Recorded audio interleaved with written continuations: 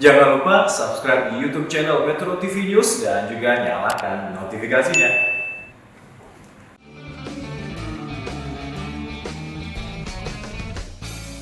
Tamu kita berikutnya juga melakukan tindakan heroik walaupun tetap berisiko nyawanya bisa hilang gara-gara menolong seorang perempuan yang hendak bunuh diri. Peristiwanya viral di media sosial maupun di media konvensional.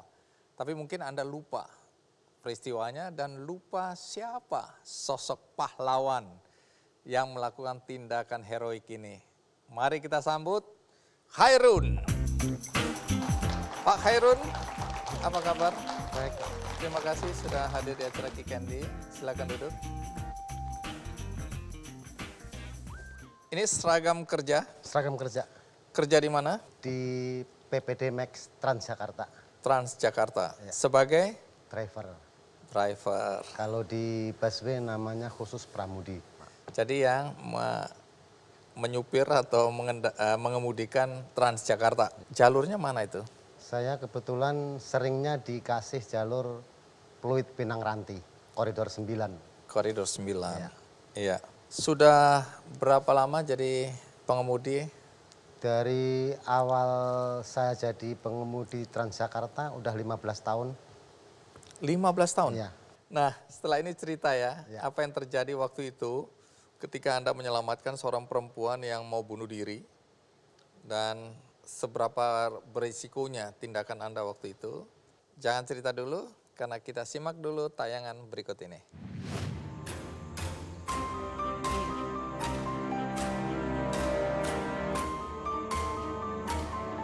Beberapa waktu lalu, sempat viral di media sosial sebuah video penyelamatan seorang wanita muda yang berdiri di pinggir Jembatan 3, Jakarta Barat.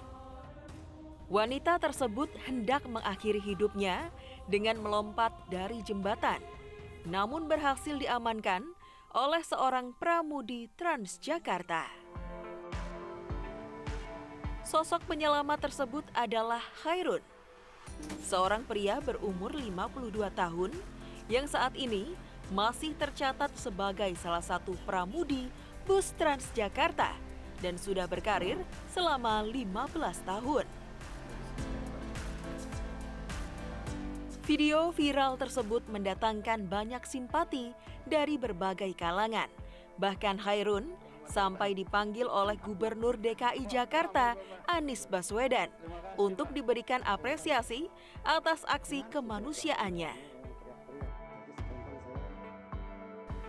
Dalam pekerjaannya, Khairun sering melayani koridor 9 rute Pinang Ranti Pluit dengan mengendarai bus gandeng Transjakarta. Di sisi lain, kepedulian dan ketulusan memang sudah ada dalam diri Khairun. Bahkan dalam kehidupan sehari-harinya pun, ia senang membantu teman-temannya. Ya dia itu sih, menurut saya sih orangnya sesama kawan itu enjoy-enjoy aja gitu. Sukanya ya bercanda-canda, dia lagi pula sukanya musik gitu loh. Sering pakai handset. Kalau pulang gitu sering nanya-nanya sama temen, mau pulang kemana, bareng apa enggak gitu. Seperti itulah. Saya lihat di medsos itu waktu bekerja, dia pernah menyelamatkan orang mau loncat dari jembatan. Itu sih resikonya besar ya. Soalnya peraturan dari Transjakarta itu tidak boleh menaikkan dan menurunkan penumpang dari selain di halte gitu. Tapi ya mungkin dari Pak Soirin itu punya pemikiran lain lah. Waktu itu ya orang ini harus diselamatkan. Seperti itu mungkin, kita nggak ngerti. Di samping pekerjaannya sebagai pramudi Transjakarta, pria asal Pekalongan ini juga gemar bermusik dan bernyanyi. Ia seringkali mengisi waktu luangnya dengan bernyanyi di acara-acara pernikahan di sekitar tempat tinggalnya di bilangan Jakarta Barat.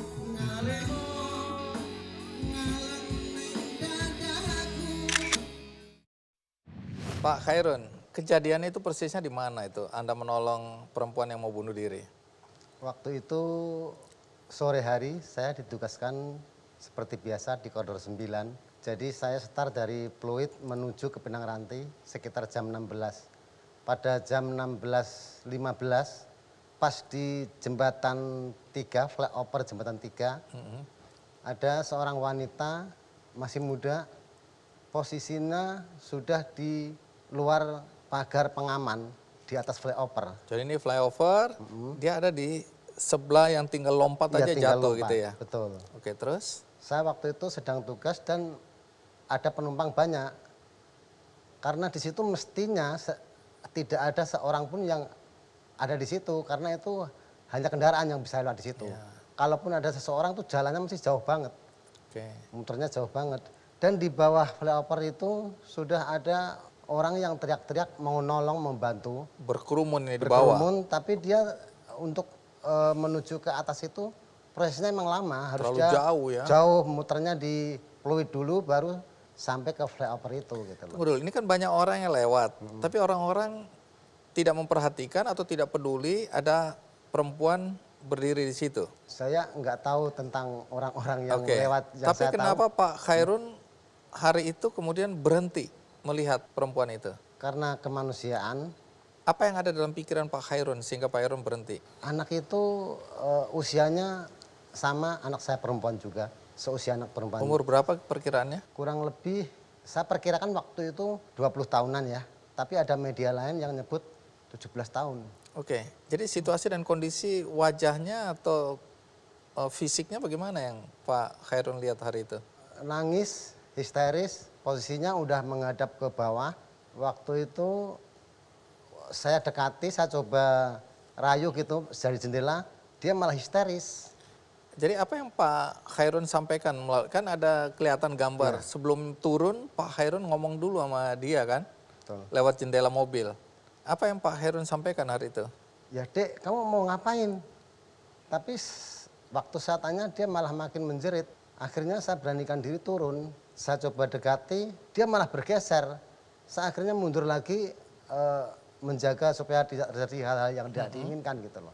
Terus saya coba, kalau saya paksakan untuk sarengkoh di situ dari depan dia, itu pasti saya juga ikut jatuh juga atau dia juga dua-duanya ikut jatuh. Akhirnya saya coba bergeser ke sebelah kiri, mendekati tembok. Pinggir, ya. Jadi sarengkoh dia dengan Tunggu, cara sebelum dirangkul kan ada ngomong-ngomong lagi Iya. itu. Ngomong apa itu? tetap saya rayu supaya hal itu jangan dilakukan, jangan sampai kamu jatuh. Gitu.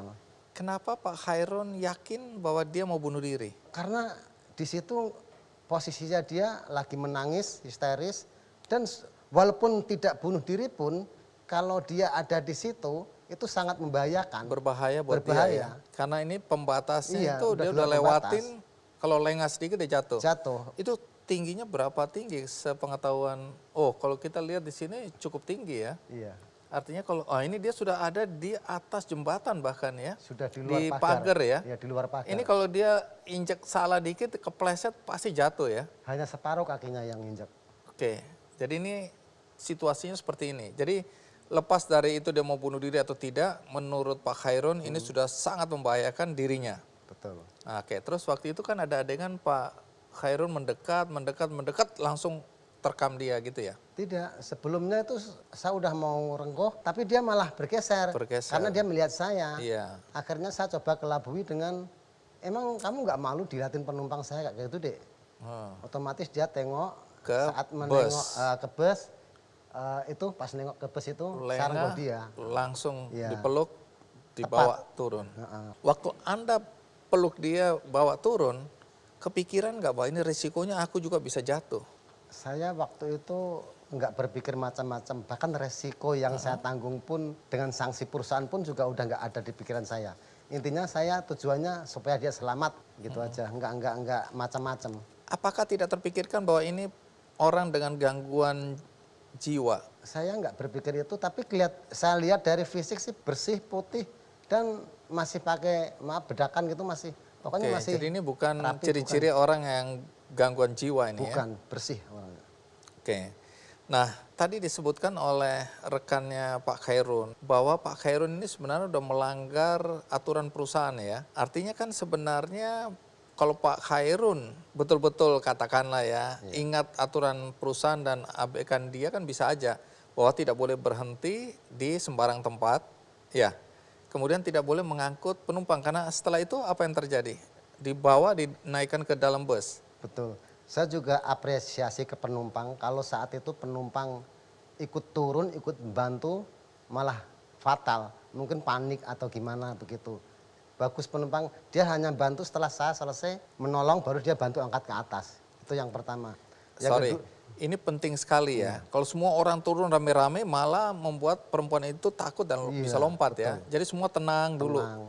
Jadi mereka membiarkan Pak Khairun membujuk dulu ya. Betul. Sampai setelah dipegang, dibawa turun baru ada saya lihat penumpang yang ikut membantu ya. Betul. Karena masih merontak-rontak itu ya. Iya, berontak. Saya bawa ke bawah pun masih berontak, dinaikin ke atas pun masih berontak. Di dalam bus. Iya. Oke, itu nggak terpikirkan, waduh aku ini salah ini, kena sanksi nih. Karena aku berhenti di tengah jalan, bahkan menaikkan penumpang di tengah jalan.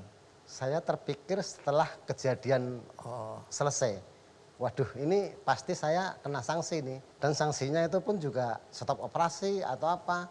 Sehingga masalah itu nggak saya laporkan ke pihak perusahaan maupun ke jajaran yang ada di lapangan. Para pengendali atau para pengawas yang ada di lapangan nggak saya laporkan. Ketahuannya itu setelah 3 hari berikutnya ada viral. Tapi viral bukan yang dari kamera atas itu loh. Dari Iya. bawah. Dari bawah. Dari bawah. Gitu ya. Ya dari bawah dulu viral. Nah itu sempat nyampe ke grup WhatsApp perusahaan. Waduh, saya udah down duluan itu. Pasti ini perusahaan udah kasih sanksi saya ini. Jadi betul ya, waktu itu Kang Emon menyelamatkan seorang ibu pengendara sepeda motor dari begal ya. Iya Bu, iya Pak. Pelaku begalnya berapa waktu itu? 2 orang Pak.